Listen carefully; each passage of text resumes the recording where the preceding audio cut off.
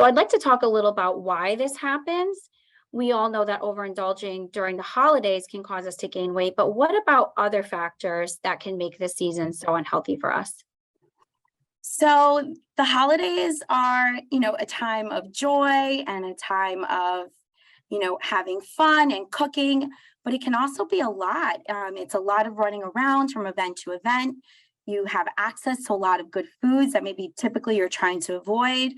Maybe your exercise level goes down because of weather change, especially if you're in the Northeast.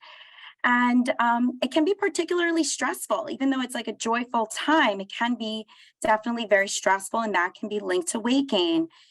During these high stress periods, maybe you're not sleeping as much, which can also lead to an increase of appetite and then a lot of mindless eating.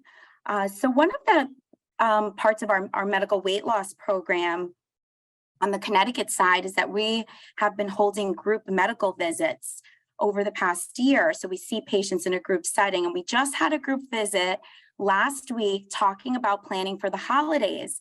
And one of the things that we talked about was trying to avoid the mindless eating that can happen during the holidays, and to really enter the holidays season by practicing mindfulness. And one of the important aspects of mindful eating is sitting down and being present with your family and friends. So there's, mindfulness, we can talk about it for an hour or more on mindful eating, but here are 5 S's that are easy to remember for mindful eating. So the first one is sitting down. So you'll be surprised how much you enjoy food and eat less when you're giving yourself, full attention, and you're not just standing and walking around and running around and grazing. So really try to sit down and eat. The second S is slowly chewing. The third is savoring. So by slowly chewing, really savoring your foods, being aware of all the textures and the flavors of the foods.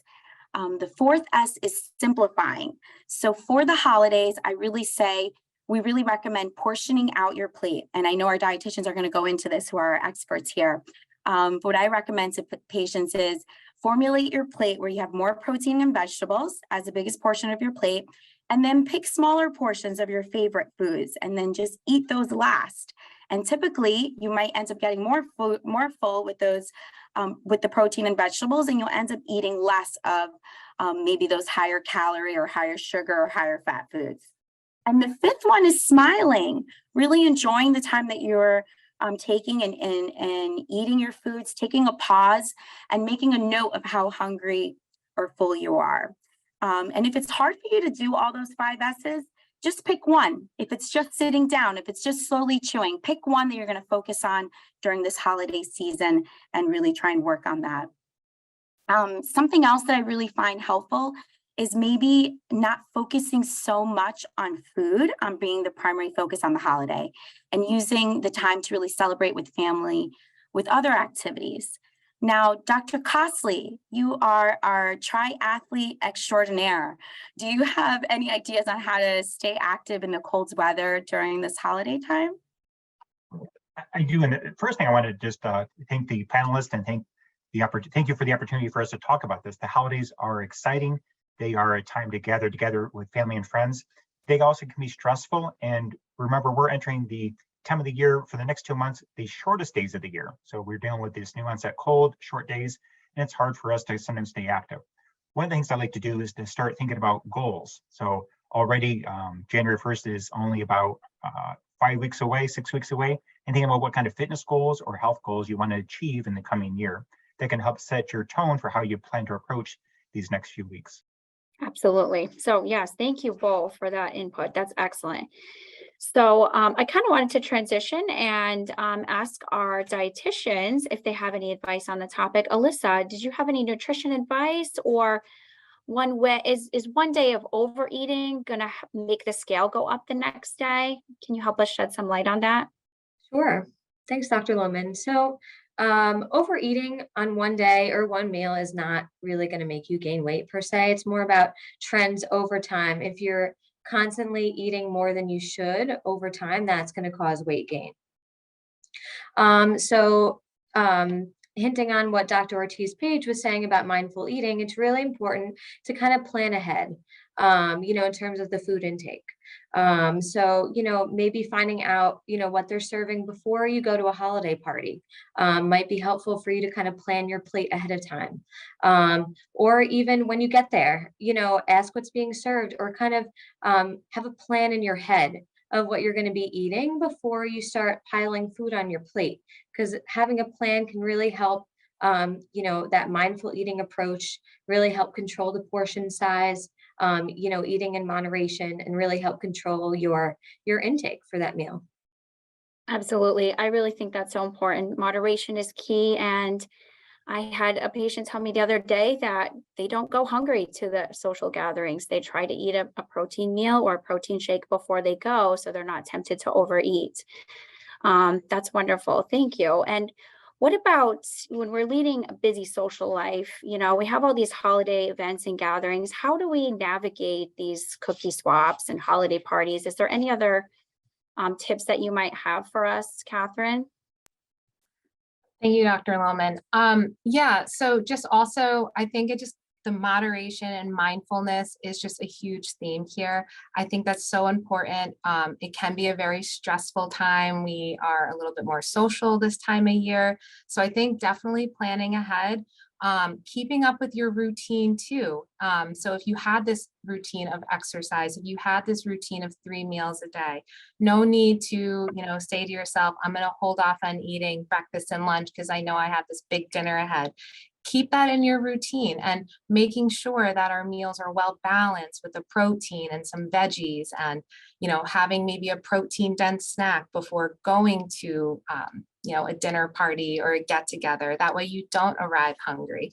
Offer to bring something, maybe offering to bring something that's going to help you stick to your nutrition goals, but also be able to provide, or maybe coming up with like an alternative recipe of something that you really like. And then just doing the best that you can. Holidays are going to come and go. They're here same time every year, and just enjoy them. It's a time to, take in the moment, be with your friends and your family. We want to definitely keep up with our nutrition, but just trying to stick to a plan. Absolutely. Wonderful advice. Thank you, Kathryn. I'm wondering if 1 or 2 really bad holiday eating days make a big difference on the scale, and how cumulative is it during the holidays? Dr. Ortiz Page, might you have some light to shed on that? Sure, yeah. I think 1 to 2 bad days is probably not going to make a big difference in terms of your weight overall. It's in terms of how do 1 to 2 bad days lead to a week, lead to 2 weeks, lead to a month, lead to the thought of, oh, I'm just going to give up until the new year. So that's really what we want to, the thought process that we want to avoid. And that's where the mindfulness comes in. Or let's say, where Katie said, like, let's say you had, let's say you ate a little bit more than you wanted to, or you didn't exercise as much as you wanted to in the last day or two. Just get back on track. Don't be hard on yourself. Don't be so negative, give yourself some grace and some love, and get back on track the next day. And that will help, reduce that 1 to 2 pound weight gain that can happen during the holidays, and avoid that from being a very much a cumulative effect. Right. So making the holiday, one day, or one social gathering instead of the next week. Exactly. Absolutely. Yes. Makes sense. Dr. Yeah, Costley, I wanted to ask you, you lead such an active lifestyle. How do you get your movement in during these dark and colder months? It can be challenging because of the fact that, again, the days are shorter. If you're a person who has the ability to exercise indoors, not only is it sometimes safer, but you can get your exercise in before work or after work, and that's something that I'll do. I try to stick with my routine, so at least 3 times a week, I'm trying to get exercise in, and then maybe a longer walk on the weekends. Ideally, we want to shoot for 30 minutes of activity 5 to 6 days a week. And if you're doing high intensity activity, that is okay to do 3 to 4 days a week. I don't think we should try to make marathon runners out of all of us. For some of us, your exercise might just be going for a 15 or 20 minute walk. So I feel, again, setting goals, and if your goal is just to get more physically active, it might be just doing that 10 to 15 minutes 5 days a week, but ideally working your way up to 30 minutes 5 days a week. And if you can't do it outdoors, then find some type of indoor activity you can do. Most people can set up even a small gym in their basement, and you can get a used treadmill or a used stationary bike. But It's key to stay moving and then to set your routines and try to keep up those good habits. Absolutely. Yeah. Great advice. Even 10 minutes a day, that makes a big difference. And involving family, maybe even involving your family on those walks as well. Excellent advice. So thank you so much. You know, we all know how to move our bodies, and these are all such great tips. Any other final words from our panelists? I'll make a note also about and talking about other ways to celebrate that doesn't involve food. And we talked about this a lot with our patients recently is, you know, doing other activities, get the board games out, get old picture albums out, put on a good movie. Thanksgiving Day, there's a ton of turkey trots. I know, especially in Connecticut, and in the New York area. If you look up your town or your local towns, there's a ton of 5Ks available. You don't need to run them. You can walk them with your family. Normally, I go to Virginia every year with my family, and we do a 5K walk every Thanksgiving. So it's bundle up, get your gloves and hats on, and that's a great way sometimes to start the day while your turkey or your roast is in the oven. So just thinking about other ways to enjoy the holiday, and it doesn't always need to revolve around food. Absolutely. Yeah. Community can be exercise. It can be movement. It doesn't have to be food. Absolutely. Alyssa or Kathryn, did you have any other final thoughts as we start to wrap up? I think just kind of reflecting back to, I believe Dr. Ortiz Page had mentioned this before, but again, just accepting and understanding it's one day a year, and it's okay to enjoy that day with your friends and with your family, especially if you don't see them often. But next day you wake up and it's like, okay, that was fun. I enjoyed it today. Let's get back on track. And if it's helpful, maybe put it in your phone as like a little reminder, as an appointment with yourself, like, okay, today's my day. I'm going to get back to my walking or back to my meal prep or whatever it is that helps you stick to your goals. And it's just a nice way to kind of be more in control of the holiday season for yourself. Yeah, absolutely. Alyssa, did you have anything else you wanted to? No, I think Katie pretty much summed up it all. Again, just having a plan, think about it now, what your plan's going to be, what are you going to do Friday after Thanksgiving? What are you going to do after the weekend? What's your exercise routine going to look like? What's your meals? What are your meals going to look like after the holidays? So just having that plan to really make yourself accountable to stay on track is really important. Absolutely. Yeah, I think that's so important, is really the planning aspect of it. And even the weekdays between holiday events, right? Kind of getting back on track. And exactly what you all were saying, right? Trying not to feel guilty and just keep moving forward with your nutrition plan, but enjoying the holidays. So this has all been excellent advice. Unfortunately, we're about to run out of time. So I'd like to thank all of you for coming here today and sharing your great tips. I would encourage anyone who's been struggling to maintain a healthy weight to talk to their primary care doctor, see a nutrition counselor or dietitian, or enroll in a medical weight loss program such as the one we have here at Nuvance Health. You can certainly learn more about our program at nuvancehealth.org.